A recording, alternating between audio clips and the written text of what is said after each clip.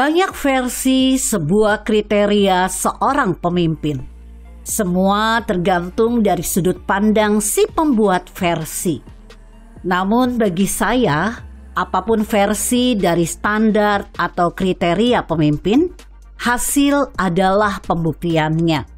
Misalnya SBY yang hebat bisa menjadi presiden 2 periode, tetapi tidak meninggalkan fundamental ekonomi yang berarti. Proyek infrastruktur mangkrak dan tak ada gebrakan yang berarti. Yang ada, meninggalkan berbagai permasalahan yang harus diselesaikan pada masa pemerintahan Jokowi.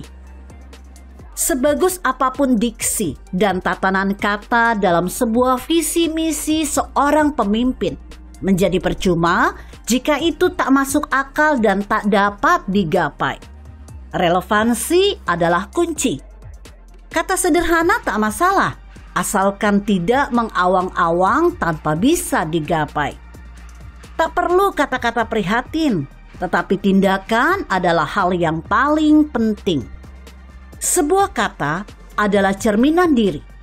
Orang yang pandai bersilat lidah adalah cermin orang yang memiliki prioritas mencari keuntungan diri tanpa peduli dengan yang lainnya. Kata yang tak masuk akal pun ciri pribadi yang belum cukup mumpuni untuk bisa dijadikan seorang pemimpin. Itu semua bisa menyesatkan. Masih ingat kata Tifatul Sembiring, Menkominfo era SBY yang menanyakan internet cepat buat apa? Mau diakui atau tidak, itulah cerminan dari isi kepala menteri 2 periode asal PKS yang menjadi teman koalisi SBY ketika itu. Jika kita ingat Pilkada Jakarta tahun 2017, AHY takut debat karena belum tahu apa-apa, namun dipaksa untuk maju menjadi calon gubernur. Rakyat sepertinya bukan prioritas bagi SBY, karena bukan kader pengalaman yang diambil, tetapi anaknya. Untuk debat aja bingung. Meski kalah pilkada, AHY pun seperti kembali dipaksa oleh SBY untuk menjadi ketua umum Partai Demokrat. Gejolak pun akhirnya terjadi dan berdasarkan survei Litbang Kompas yang terakhir, Demokrat kalah dengan PKS yang menempati urutan nomor 4, di mana urutan pertama dipegang oleh PDIP, kedua oleh Gerindra, dan ketiga oleh Golkar. Sebagus apapun pidato AHY yang diberi nama pidato kebangsaan, namun ia bukanlah pemimpin yang baik, sehingga terjadi pergolakan dalam tubuh partai dan suara Partai Demokrat tergerus. Hasil adalah kunci kepiawaian seorang pemimpin untuk bisa menggapai tujuan. Dalam hal ini, membesarkan partai. Masih seputar Pilkada Jakarta yang menjadi barometer politik di Indonesia. Di Pilkada 2017, Anies dianggap perwakilan dari akademisi, sungguh piawai dalam menata kata. Banyak orang terpesona dengan tatanan katanya dan melupakan relevansi atas kata-kata indah yang terlontar dari mulut manis Anies Baswedan. Contohnya adalah keberpihakan yang dikemas sedemikian rupa sehingga membuat orang menjadi buta akalnya dengan menganggap janji rumah tapak DP 0 rupiah bagi warga miskin bisa diwujudkan. Pulau reklamasi yang aturannya sudah ada sejak Orde Baru pun dianggap bisa dibatalkan. Dan faktanya, rumah tapak DP 0 rupiah bagi rakyat miskin tak bisa dilaksanakan.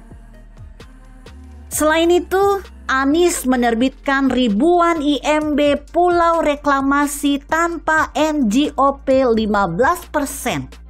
Dengan perkiraan nilai yang bisa didapat Pemda Jakarta mencapai ratusan triliun rupiah hilang begitu saja. Naturalisasi, program pengganti normalisasi sungai yang dijanjikan untuk mencegah banjir tanpa perlu memindahkan warga dari pinggiran sungai pun hingga kini hanya indah saat diucap. Namun secara fakta tidak ada implementasi yang bisa menyelesaikan masalah. Meskipun begitu, dia tetap dieluk-elukan untuk maju menjadi capres potensial.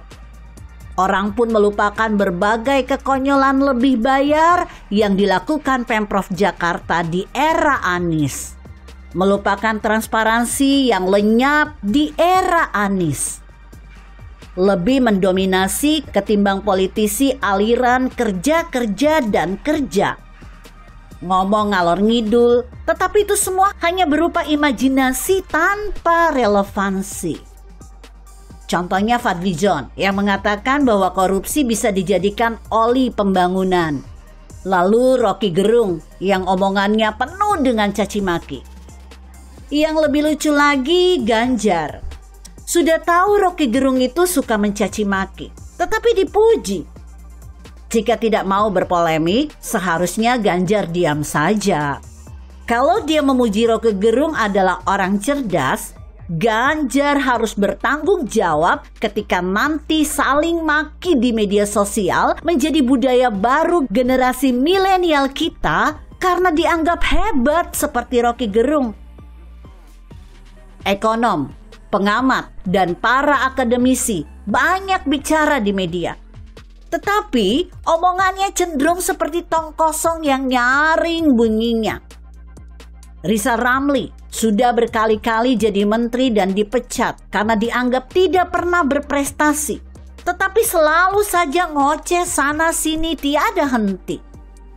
Begitu juga dengan orang-orang yang dipecat dari komisaris utama di BUMN. Enggak berkontribusi saat menjabat, tetapi ngomongnya udah paling benar sedunia akhirat. Tak lupa Gatot, ketika menjadi Panglima TNI, diem baik. Tetapi ketika sudah tidak menjabat, ngoceh sana-sini tentang PKI. Padahal saat dia menjadi Panglima TNI, kalau memang ada PKI, harusnya diselesaikan. Karena memang PKI sudah dilarang. Sama seperti HTI dan FPI.